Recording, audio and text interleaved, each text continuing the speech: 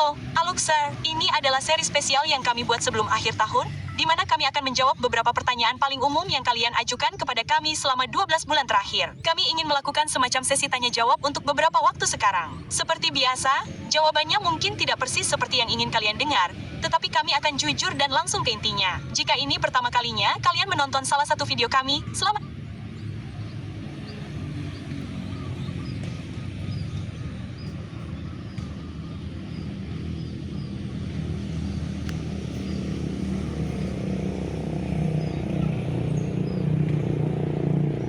Datang. Klik tombol berlangganan sekarang juga karena kami akan memberikan nilai tambah yang besar untuk beberapa hari ke depan dan kalian tidak ingin melewatkannya. Setelah itu, inilah pertanyaan hari ini. Bagaimana cara menjadi kaya di negara berkembang? Jawaban singkatnya, kalian memperhatikan apa yang telah dilakukan negara berkembang dan mewujudkannya secara lokal. Mari kita bahas ini bersama-sama. Sekarang, katakanlah kalian tinggal di tempat yang orang sebut sebagai negara berkembang. Pertama-tama, kalian harus benar-benar bangga akan hal itu. Beberapa pemikir terhebat berasal dari tempat yang penuh perjuangan. Begitu pula sebagian besar bisnis karena tidak ada motivator yang lebih besar daripada rasa lapar. Cara orang menjadi kaya adalah dengan mengamati tren dan memanfaatkan momentum yang dibawa tren tersebut untuk meningkatkan kekayaan mereka.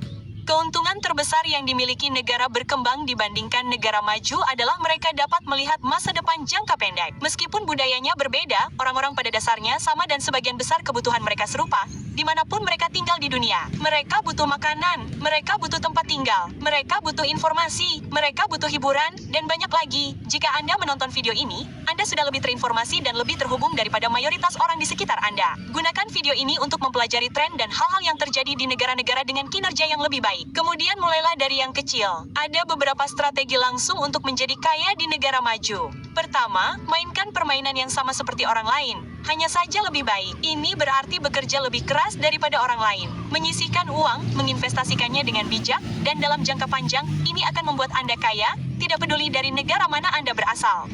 Kedua, layani orang-orang Anda secara unik. Tidak ada yang lebih memahami kebutuhan orang-orang di negara Anda selain Anda sendiri. Dalam kebanyakan kasus, ada ceruk atau industri kecil yang tidak dipedulikan oleh seluruh dunia.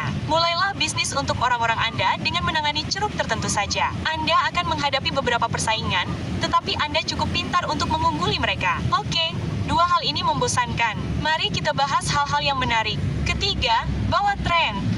Temukan tren yang besar di AS atau Eropa, yang belum benar-benar merambah negara Anda dan manfaatkan dengan giat. Jika sesuatu menarik di satu tempat, kemungkinan besar hal itu akan memiliki efek yang sama pada orang-orang di negara Anda sendiri. Ini karena orang-orang merespons sebagian besar kebutuhan yang sama. Yang paling mudah untuk memulai adalah layanan. Layanan tidak menuntut biaya awal yang besar dan Anda sudah memiliki akses internet yang sama untuk mendapatkan pengetahuan. Keempat, tiru pasar Anda sendiri. Ini berbeda dari yang sebelumnya. Begini cara kerjanya. Mari kita ambil Uber sebagai contoh. Perusahaan besar naik sangat cepat hingga mencapai miliaran dolar dalam valuasi sementara berfokus pada sejumlah negara yang sangat terbatas pada tahap awal. Orang-orang pintar dari negara berkembang melihat bahwa Uber memenuhi kebutuhan dan bergerak cepat untuk membangun versi mereka sendiri untuk demografi lokal. Ini bagian yang indah. Jika Anda mendapatkan daya tarik, Anda melihat banyak kesuksesan finansial dari ide dan bukti konsep orang lain. Jika pemain besar mencoba memasuki pasar Anda sudah berada di posisi yang lebih unggul, dan lebih mungkin bagi mereka untuk mencoba mengakuisisi Anda dan basis pelanggan Anda dari awal. Dalam kedua kasus, Anda menang.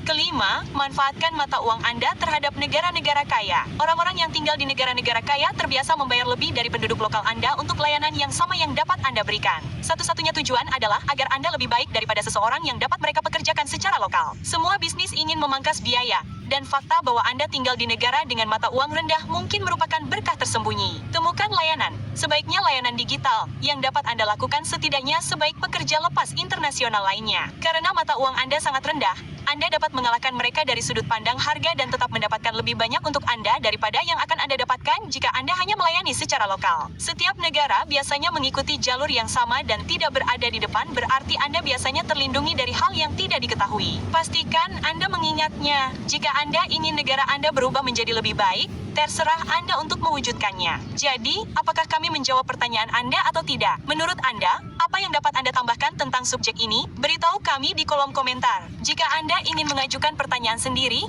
Anda dapat melakukannya dengan membuka alux.com/quest dan mengeklik tombol kirim pertanyaan. Kami harap Anda menikmati liburan Anda. Jika